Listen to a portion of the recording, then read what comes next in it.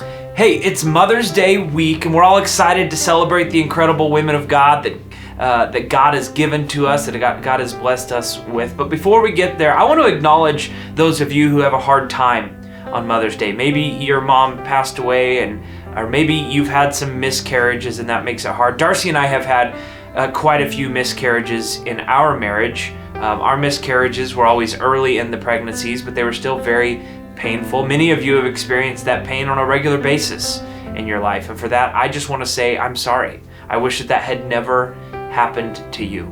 And so today, I'd like to share with you some truths. I take these from Jackie Gibson. She has helped us through some times when we were fighting to live by faith and not by sight.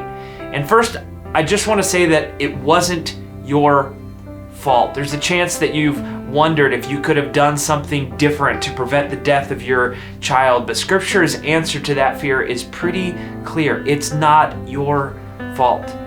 If you're anything like me, you have replayed the days before your child's death in vivid detail, wondering what you could have done to prevent it, what you could have done differently. Well, the Bible's answer to that is pretty clear: nothing. Psalm 139 tells us that your baby's days were numbered before they came into being. It says, "Your eyes saw my unformed body. All the days ordained for me were written in your book before one of them came to be." Nothing you could have done would have altered the eternal plans of God. Yes, we can do things to prolong our lives, but living lives of fear and isolation is not the answer. Luke 12 says, "What is the price of 5 sparrows? 2 copper coins. Yet God does not forget a single one of them. And the very hairs on your head are all numbered. So don't be afraid.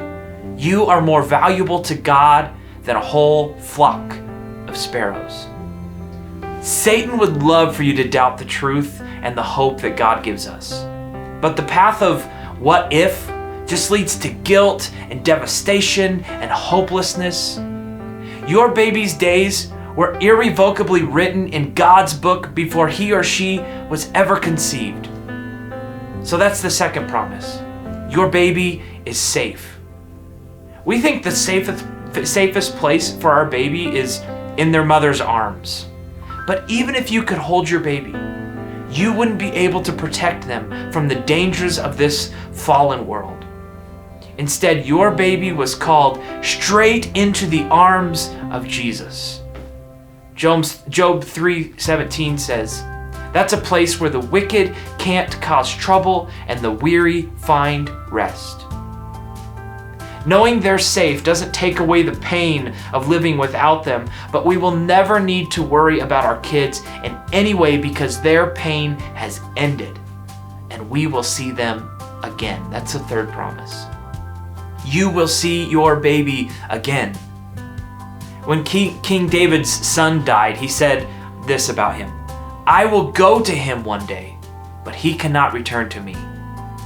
Our babies gained access to heaven because of the grace of God. They were justified by the blood of Christ.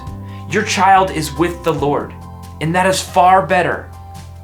And someday, you and your child will receive new bodies and live together in eternity. So fourth, even though your baby's life was short, it was valuable.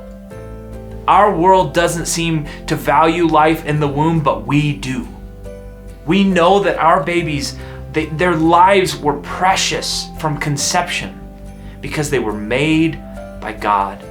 Psalm 139 says, "You made all the delicate inner parts of my body and knit me together in my mother's womb." I don't know anything about knitting, but I have seen the detail that my wife puts into the quilts that she makes. And it doesn't matter when the baby died. They were God-reflecting, soul-possessing people. They were precious, knit together by God. And they're precious in God's sight, and so are you. And that's why the fifth promise is that God will hold you and give you peace. Deuteronomy 33:27 says, "The eternal God is your refuge, and his everlasting arms are under you. You may not feel held, but the arms of Christ are under you. So lean the full weight of your sorrow into his arms. Fully give your pain to him. There is no grief too heavy for him, and he will hold you. So the final promise for you on this Mother's Day is, even though your child isn't with you, you are still a mother. A live birth or a surviving child does not make you a mother. If your child's life began at conception, then so too did your motherhood. And the death of your child does not undo that. When Jesus saw a funeral of a young man, he said that the child was the only son of his mother. Then Jesus told the man to rise. Then the dead boy sat up and began to talk, and Jesus gave him back to his mother. In life and in death, this woman was his mother. And in his resurrected life, Jesus gave her back her son. The world may forget that you are the mother to your child. Even those close to you may accidentally forget your baby. But God will never forget. In life and in death, God views you as your child's mother. And we grieve for our children, but let us do it with hope, fixing our eyes on the risen Jesus, because one day he will reunite us with our children, and that day is coming. Happy Mother's Day.